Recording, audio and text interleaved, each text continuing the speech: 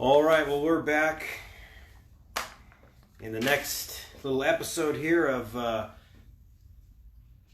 going through Augustine. And give me 1 second here to refresh my screen to see if everything looks good on this end.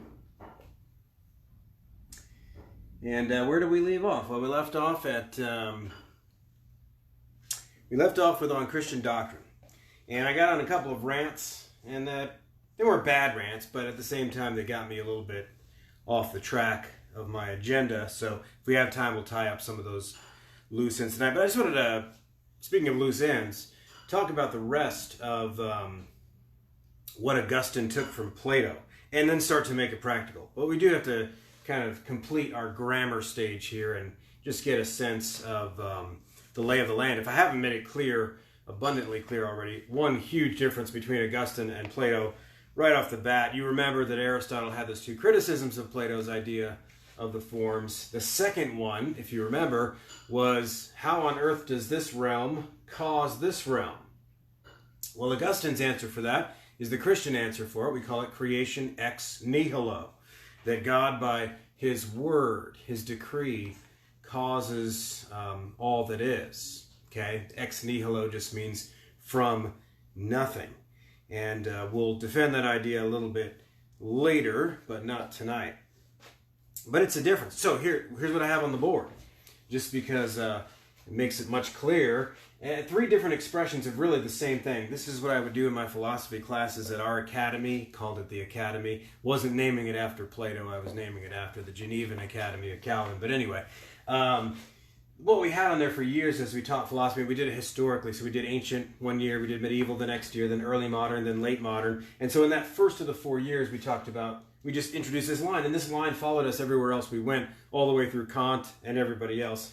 Whether they agreed with it or not, because this is really defining everything. Remember the modern philosopher Alfred North Whitehead that said that all philosophy after the ancient Greeks is but a footnote to Plato. Well, that's an overstatement, but there's a truth in it, in that this understanding of the invisible versus the visible is something that does follow us around. Now, what mainly concerns us there is something that the Christian needs to get a hold of, and that there's a lot of criticisms of Platonic thinking, or Gnostic thinking, or dualistic thinking, or Greek speculative thinking. And so, and some of this comes from modern theology in general that tries to make God more relatable by pulling him down from the heavens and, getting rid of all the classical, static, impersonal attributes. There's so much wrong thinking there. But a lot of people that even are not aware of those discussions and those debates will just sort of catch this secondhand in other, bottom shelf kind of books that throw around words like that. But that's just Greek thinking or stuff like that. So Plato's got a really bad rap. Now, we disagree with Plato about a whole bunch of things. But the fact that the soul is immortal, that the soul is invisible, that your mind actually is what gets you in touch with realities outside of your mind. Doesn't mean it's the only one, and we disagree with Plato about that. But we don't disagree with him about the idea that the invisible is greater than the visible. I distinctly remember hearing that from Paul in 2 Corinthians chapter 4, verse 18, and so on. So, be careful who you listen to when you start to hear this just bludgeoning Platonic thought. You're probably dealing with some anti-intellectualism of one kind or another. And a lot of what's motivating it is some of that 19th century liberal stuff that people don't realize that they're inheriting from liberal theology. Anyway, rant. Let me get back to this. This is grammar. Being, good, essence. That's above the line. That means that's in the invisible, eternal realm. Plato would have called it the realm of the forms. Remember, Augustine fixed all that. He said, Plato, those are just attributes of God or ideas in the mind of God. Romans 1:20. Everything down here, remember, the invisible things of him are clearly perceived through what? The things that have been made, so that the form of everything has instances or examples, and so all the predicates and properties we have, whether material or whatever else, is ultimately about God. Yes, the physical things too. Psalm 19, the heavens declare the glory of God, and so on.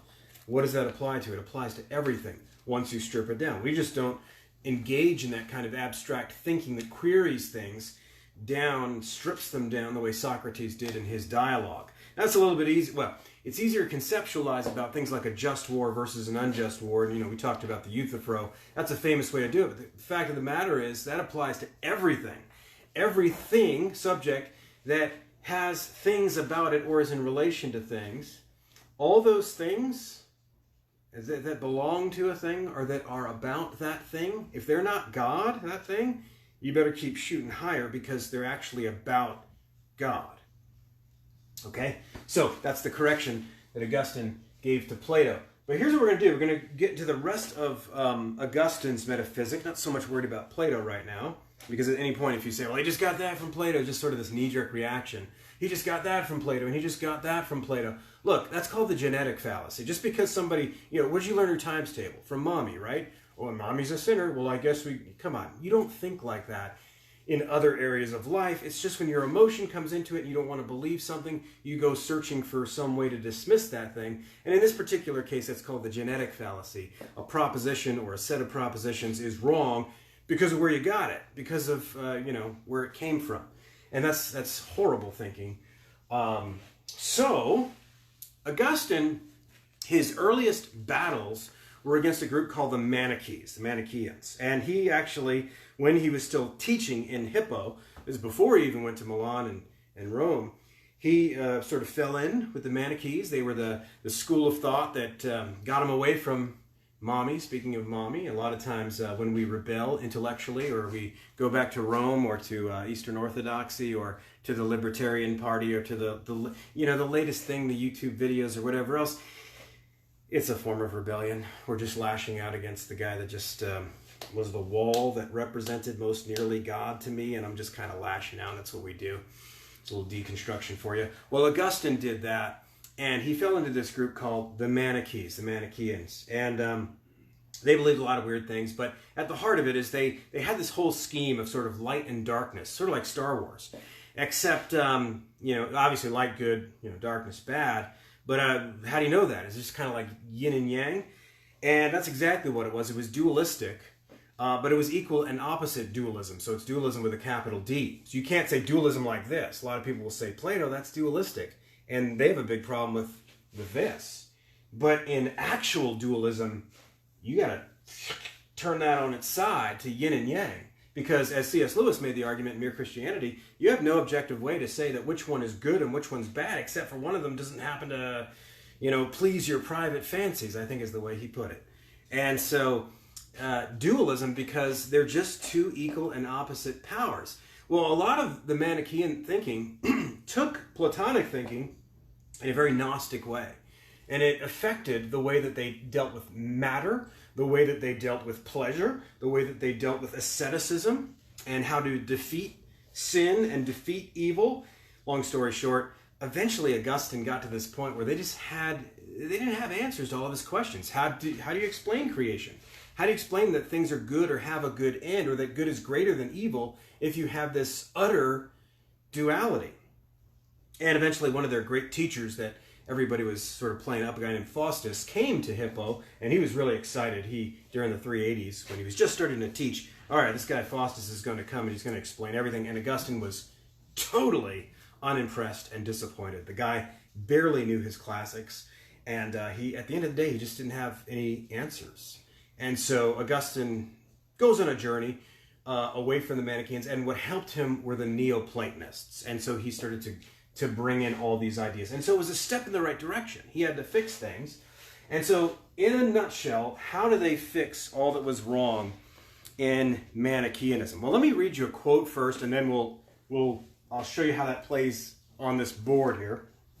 And the quote comes from one particular, not a biographer, I guess he was a church historian that did a book on a nice little book, a short book on Augustine, his thought, a guy named Henry Chadwick. And he summarized Augustine's view over here, especially, so you can look at this while I say it. It's a mouthful. It's a tough quote. I won't lie to you here. But I'll draw as I write. Let's see if we can multitask here. Make it easy. Chadwick says this, and he's summarizing Augustine's view. Creation, remember ex nihilo, boom, so it's coming this way, right? So being, the one who has the power of being in himself, is creating something. Doesn't matter whatever it is, it's going to obey the principle. Okay? Creation is participation in being. Stop. So in addition to these two B words, we're going to introduce two P words. And the first one's going to be participation. Think of this, once we get over here, we'll introduce aesthetic elements of this as well. Think of this word, and where do I want to put it? Think of this as light coming down like this, and sort of a reflection of that light back to this being. I made this a dotted line on purpose. Just follow along. And I'm going to call this upside participation. What do you mean participation? I mean participation in being. What do you mean participation in being? Well, I mean like that light reflecting this. That light, forget about the tabletop or whatever it is that's reflecting the light just for a second.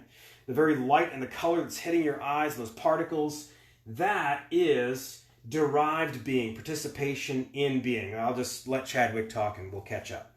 Creation is participation in being. This term implies derivation. It's derived. It's real, but it's not as real. It's ing. Right? It is characteristic of that which is derived, that one has, that what one has is then distinct from what one is. So this thing, whatever it is, has predicates, various things. In this case, roundness. But let's say it's the table. Wood, light particles. It's got all the molecules. You know what it has. Those things are predicates. It's over there. Position. That's a predicate. All those properties that you're thinking of as properties, material particulars, and predicates, things that belong to it, whether relationally or something else. Those are things that belong to it. However, if you were to take a ball and it was blue and you painted it red, would it still not be a ball? Yes. And so this gets into the difference between essence versus accidents. What is accidental to it? We don't use that word anymore. What is secondary? Okay, and so what Chadwick is saying is that in anything that comes to be, that it is, so let's say the table is, and then you got a bunch of stuff here that you could just kind of shift and plug into there, just sort of a revolving door. All the different predicates that you could put in there, just shift another one in, shift another one in, shift another one in. You could take one away and it would still be a table. You could take some others away if you took enough of them away and it wouldn't be anything. But tableness would be made of those things. And those things are always distinct from what Aristotle would call the substance, the particular thing. Okay? I'm interrupting Chadwick a lot only just to make it simple and pictorial. Okay? So he says, when you're dealing with one of these thingies over here, which is everything besides God, what one has is distinct from what one is. For creatures, it is one thing to exist and another to be just or wise, right? Have you ever got stupider? Maybe not, but have you got smarter? Sure you have. And so did you become a different being altogether? No. Okay, and so you can add wisdom and you can take away wisdom. You can add height, you can add weight, and you can add other things or whatever else, but you still are. You see the point so far? Now let's move on. But in God, to exist is to be. Therefore, I added language there. Therefore, to be is to be just, to be good, to be wise are all one and the same. Man can exist without being just or good or wise. God cannot. God is what he has. Now, the way Thomas would later talk about this is that a lot of thinkers, even the Muslim philosophers would have said this, how do I want to say this? There's so many different ways to say it. Essence and one of the ways we said it last time is all that is in God is God. Well, why is that philosophically? It's because God is all that he has. I'll go with that. God is all that he has. It's indistinguishable. We call that the simplicity of God. But it's based on that fact that he is the only one who simply is. That here's another way to say it, his essence is to be. Whereas for everything else that is participating in being, its essence is not to be. As you start taking away some of those predicates and so on, you get that sense. There's that subject. There's a real distinction between subject and predicate versus in God, where we would call that a logical distinction only. Okay? So that's the first thing, participation in being. By the way, if I was to take away one of those things, I'm going to introduce the second P word. I wasn't going to do it here, but it's a good place to do it. If I was to take away, take a sander to that table. If I was to take away some of those predicates or particles or anything else, then I'd have another P word. So this is the light side. Here's the dark side of the moon. Except here it's falling away from being. We call that privation. This will be important for Augustine's nature of evil and origin of evil, if you've ever struggled or wrestled with that conundrum. Augustine has an answer. And it starts right here with this grammar. Okay, so God alone has the power of being within himself. There must be simply one who is. Now, we haven't demonstrated that through natural theology as you would if I was teaching on Thomas Aquinas. It'd be like one of the first things you talk about. But if you're interested, on my Reformed Classicalist page, go to the Doctrine of God class, and after the first two sessions, introducing natural theology and talking about the knowledge of God or agnosticism, whatever I called it, there's 5 straight sessions that talk about these 5 arguments I made for God's existence. And the second one especially on the cosmological argument, Thomas's version of it, just watch that and you'll see why there must be one being whose essence is simply to be, because all other things are contingent and so on, and that creates problems for all of existence. So you're just stuck with this, okay? But watch that if you are interested. Now, one implication of that is that being equals goodness. Now, what do I mean by that? Well, let's keep going in the thinking, because if God is the only necessary being, right, and he's the cause of all that is, on what basis does he create everything else? Think about that for a second. If God is going to have an end in decreeing things exist outside of himself, from what basis, from what set of ends can he draw? And of course the answer is nothing outside of him, right? Because there is nothing outside of them. Now, this will have massive implications for everything, but one of the things that this will have massive implications for is your understanding of good and evil and moral praise and moral blame in how you assess, why did God do this? Or why is there suffering in the world? Why is there evil in the world? Problem of evil type stuff. And so what Augustine came to see is 2 very controversial things. One is you can't possibly argue logically in an intelligent way, if you understand that, against the way things, plural, are. All things are good in that end and God's reason for them. Perhaps more shockingly, if I can say it in the shocking way, and then we'll kind of draw back and see what this means and doesn't mean. Everything that is good, wait for it, insofar as it is. So that sounds like mysticism. What are you doing? You're trying to get out of something. No, because and he would say that about the devil too, and about hell, and about suffering. How? One way to think that is just fall back on, like Romans 8:28. That's how, because God will bring the best possible scenario up, and that's true. But why is it true? Okay, well, this is the philosophical answer for it. Okay, because that something is owing only to God, and as we've already seen, the only possible end that the first cause of all things could have for all that he did is all that is in him. And therefore, there can't be any other reason for that thing to be other than a good reason.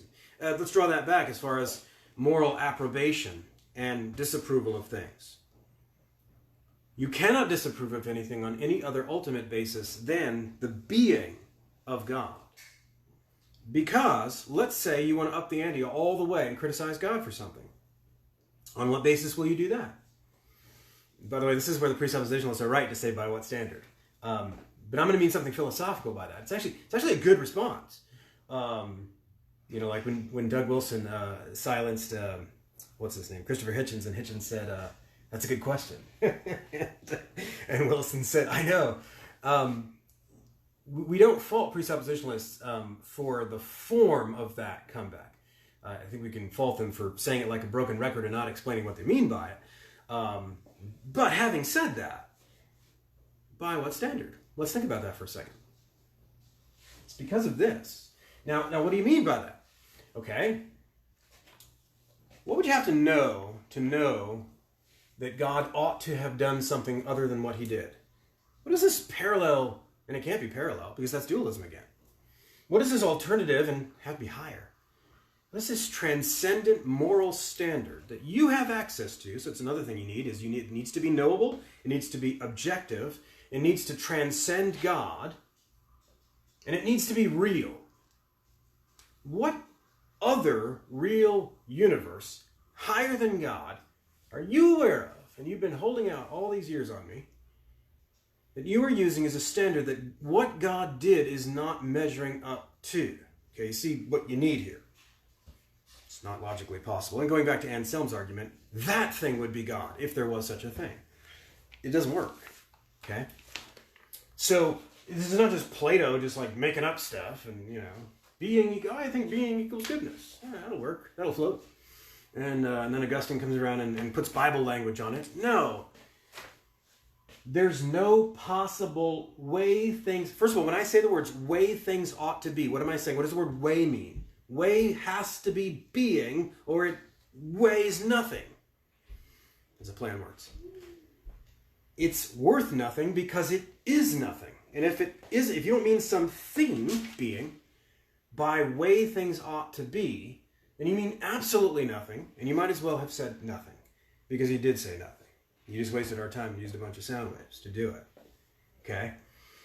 So, being must equal goodness. The ultimate standard of the ultimate standard of good is that which simply is, and there's no logical way around that. Okay? I can't belabor that point all night. I know that's probably brain bending. I get it. So we're just introducing the grammar here. As I said, that'll have implications for morals. It did in his debate with the Manichaeans. He says, for example, in his book on the nature of good, it was one of his early writings, he's writing against the Manichaeans. He says, the highest good, than which there is no higher, sounds Anselmian there, doesn't it, is God. And consequently, he is unchangeably good, hence truly eternal and immortal. All other good things are only from him, not of him. That's important. Not of him. Not of the same substance. This is not pantheism. This is not, there's no equality here between anything else and God when you're talking about good. Okay? For what is of him is him, what is of him is himself. Okay, so you don't want to mix those. And consequently, if he alone is unchangeable, all things that he has made, because he has made them out of nothing, are changeable. See that? Because he made them out of nothing. Let's do this. This will help us when we get to Origin of Evil, which I'll do that next time. What is the nature of all things? Let me back it up. What is the nature of all things before they were made? Nothing. They don't have a nature because they're not a thing.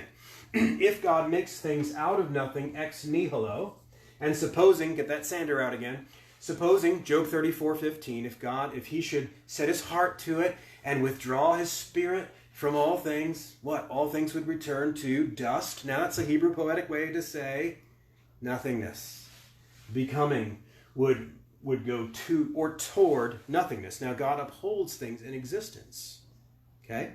He dims the light. He withdraws his operative grace. I don't want to get to that. But if beings are made ex nihilo, and they're only participating in them to the degree that he upholds them in existence, he upholds the universe by the word of his power, Hebrews 1:3. In him all things hold together, Colossians 1:17. So he's upholding everything by his word. And therefore it is participating in being. Okay, so this is Augustine cleaning up Plato. If he should, he doesn't have to get out of Sander. He simply doesn't speak to that dimming extent. Then that's kind of built into their nature too, isn't it? That's a hint. That's a hint. And he writes a book called In the Free Choice of the Will, which has some problems. That's also early Augustine. By the way, pay attention to that when you're talking to Catholics. There's an early Augustine and there's a later Augustine. And by the way, a little key to Augustine here is you can divide his life and his career up into polemical segments. So, for example, if you're right about here, he gets in there as Bishop of Hippo right there, and he's doing battle against the Manichaeans, right? And so now let's do this. 410, 420, 430.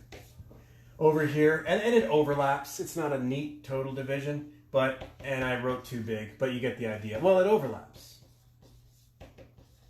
Pelagianism, and then, of course, in City of God against the pagans. But, you can get a sense. Why would I do that? Well, because if he's dealing with this, same kind of thing. People take the church fathers out of context, and sometimes they're just wrong. And other times, they're not talking about what you're talking about. They don't care about your controversy. And so it's anachronistic to read back into their, they're doing battle against the pagans about their determinism or fatalism. And so they're asserting the free will in a certain way. Well, Augustine's doing that over here in a particular way. Nevertheless, don't throw the baby out with the bathwater, because there's a lot of stuff that's in there that's very profound. I interrupted his quote, didn't I? Okay, so Augustine says, because, therefore, no good things, whether great or small, through whatever gradation of things, can exist except from God. But since every nature, so far as it is a nature, is good. There's that controversial statement again. It follows that no nature can exist save from the Most High and true God.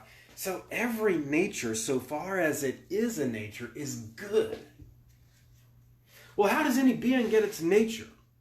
And I'm not talking about once God lets it go to privation. We're not talking about a fallen nature, a corruptible nature, not yet.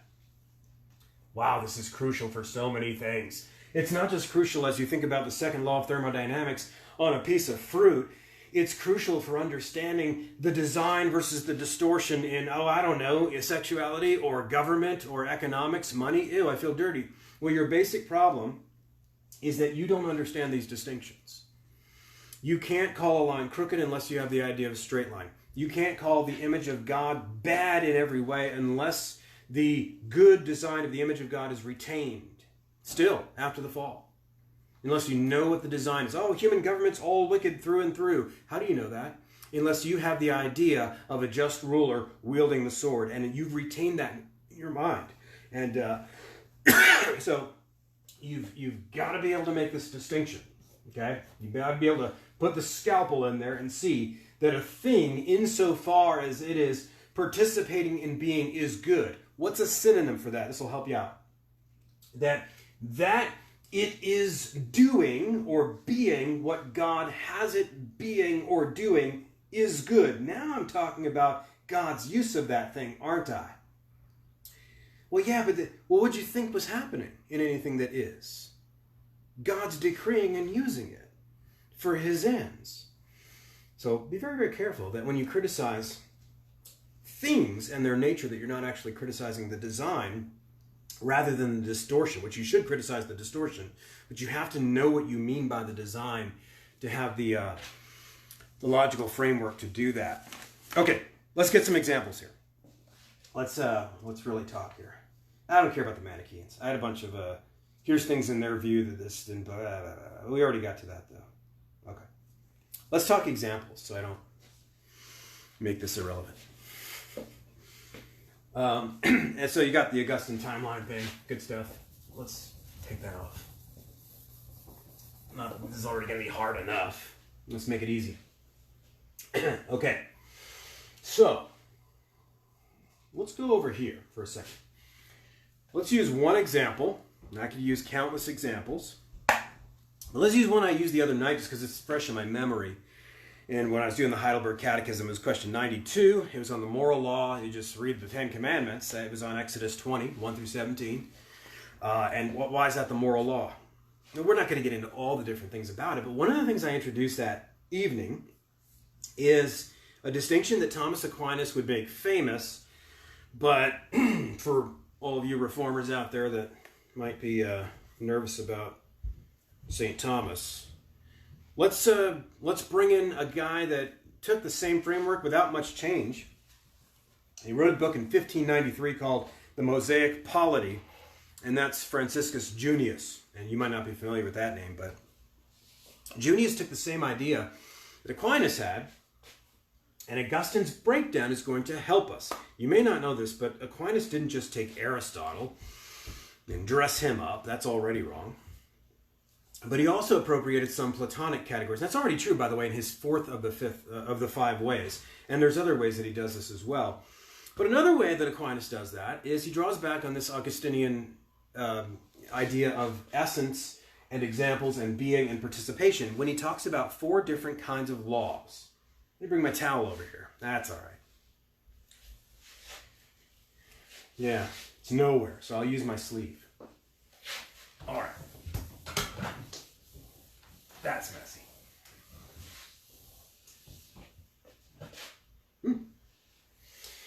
So, here's the, let me draw them up here first. Above the line is going to be something called eternal law. Below the line, reflected in the world, are two things covering everything in here. You said again, covering everything in here. Natural law. And then in a book, hopefully you can see that. I know it's the same color, but anyway. Divine law.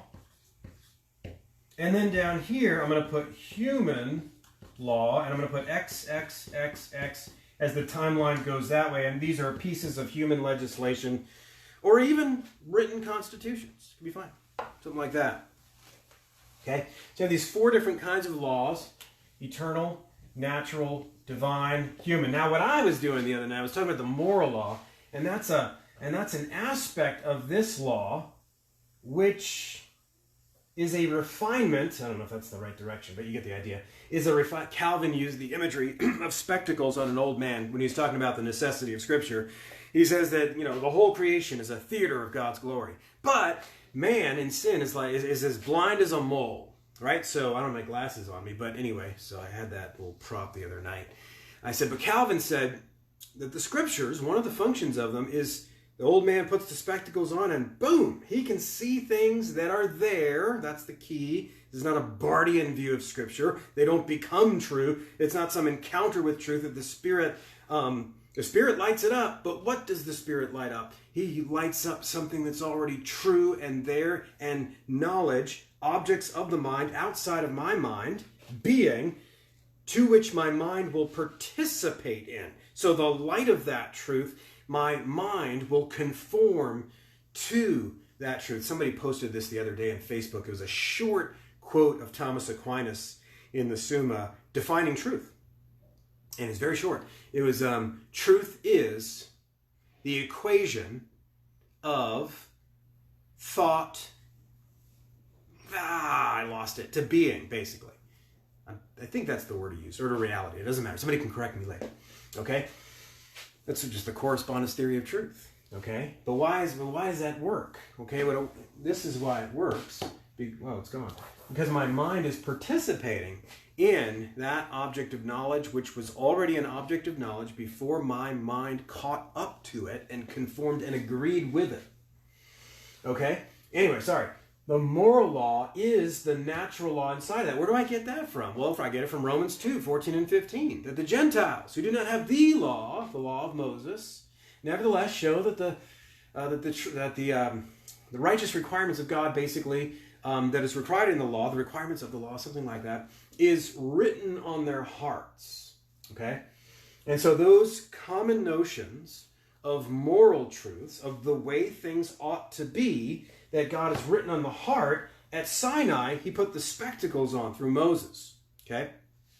But it's not an utterly different substance. The Ten Commandments contains those things that are not that are not what God demands of Israel as a kingdom of priests. That's a ceremonial law. But what God demands of man as the image bearer. Okay? Why was Israel getting that? Because God was reconstituting the human race through a people. Okay? So that's why they were getting a refined version of the natural law in that divine law. What's this got to do with Plato and Augustine? Well, just this.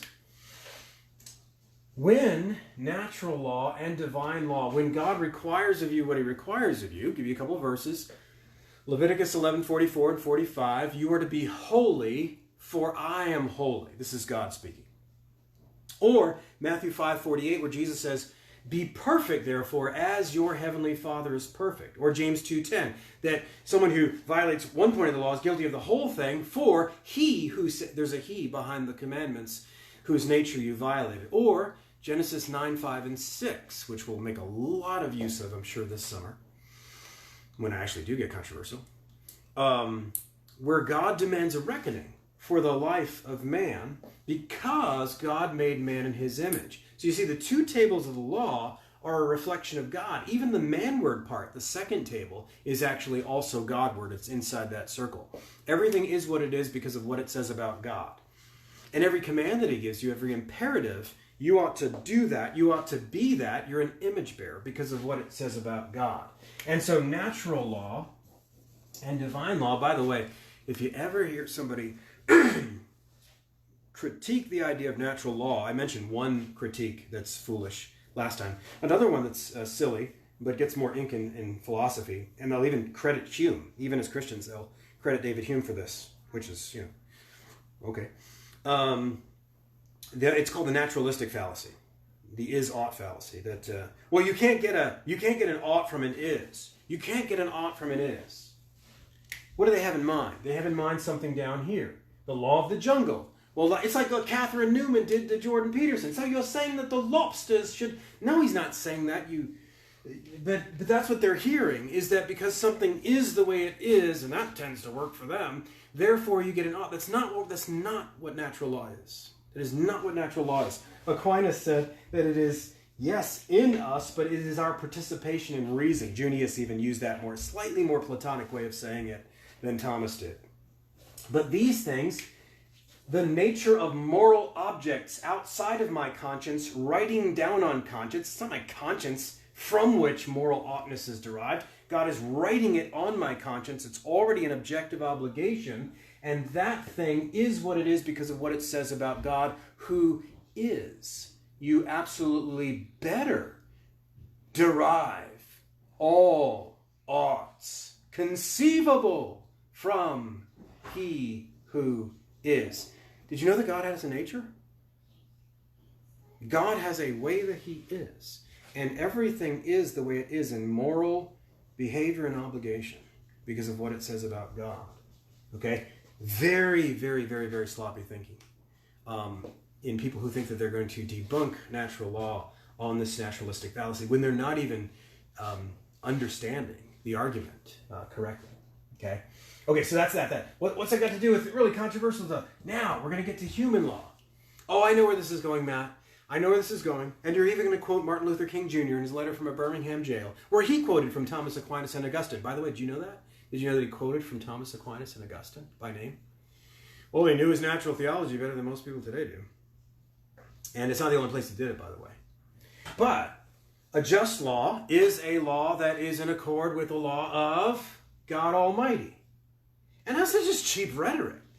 That's saying that everybody has what's called a law legislation distinction. In other words, everybody observes a law above the law. When you're talking about civil law, you say, no, they don't. Positivists I just had dinner. Positivists posit legal right. And it's not just like a form of right makes right. Might makes right. Except that you're legally creating it out of thin air. Actually, they don't even believe that. How do I know that? Well, before they were in power, they made a case to you, and you bought it, that they ought to be in power. But if their laws were not currently the laws, on what basis did they make that argument? This applies to the Marxists too. Oh, law is just the creation of the power class, the property class, etc., etc., etc. Marx or Oliver Wendell Holmes or anybody else believes that there is a law that is higher than the civil law of any human beings. That's why they believe that the laws, if you would give them power, that they will make are just, because it conforms to something. Now, they may hide their cards or hold their cards close to their chest and not tell you that, but if you simply ask yourself for 2 seconds, wait a minute, well, why should I make the laws that you want to make? Well, because, and whatever they say to end that sentence, they're going to be giving you their law above these laws. So, let's say you don't believe in natural law. Yes, you do. Joe Biden made fun of Clarence Thomas in 1991. It wasn't just about Anita Hill. Oh, did you guys want to get controversial? Joe Biden made fun of him because who on earth believes in natural law anymore? Well, Clarence Thomas did, and the people who drafted the document that last time I checked, he was up for the job to exegete their meaning, they kind of believed in natural law too. But here's the catch. So does Joe. You can't not believe in some form of natural law because you have some reason that transcends the temporal existence of that law, unless that law that you want me to pass for the first time has always existed. But of course, if it's always existed, why are you talking?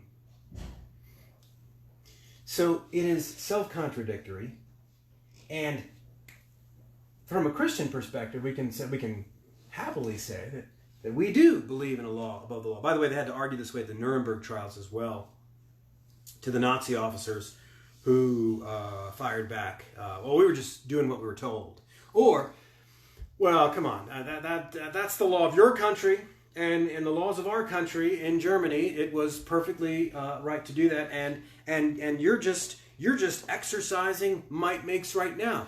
You allied powers and your prosecuting attorneys are just giving us the legal version of that maxim in history, that history is written by its winners. You guys are just writing what is right and wrong by its winners.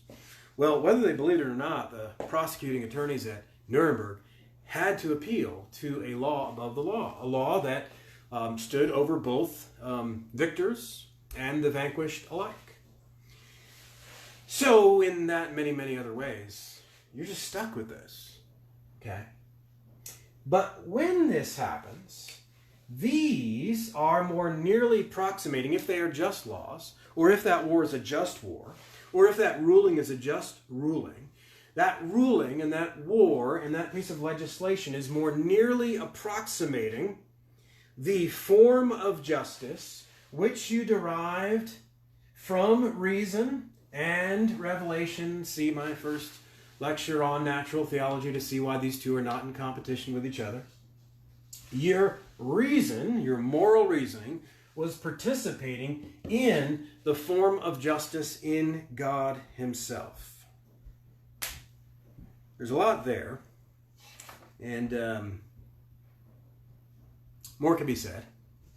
And but what we're going to do is, I think next time we'll be ready to start tackling the city of God. And what a time to start tackling the city of God. You know, Augustine starts that book by what inspired him to write it in 410 as the armies of Alaric sacked Rome, the Goths, and they this is one of two sackings of Rome, and society was falling apart, and the pagans, of course, blamed the Christians. And if you're familiar with that argument, we'll get into it. But isn't that interesting? When all hell breaks loose, when everything in society becomes disordered, and those whose worldview is fundamentally disordered because they have a seemingly infinite amount of ultimate reference points, but they blame the Christians. And you can start to hear a little bit of the rumblings of that right now.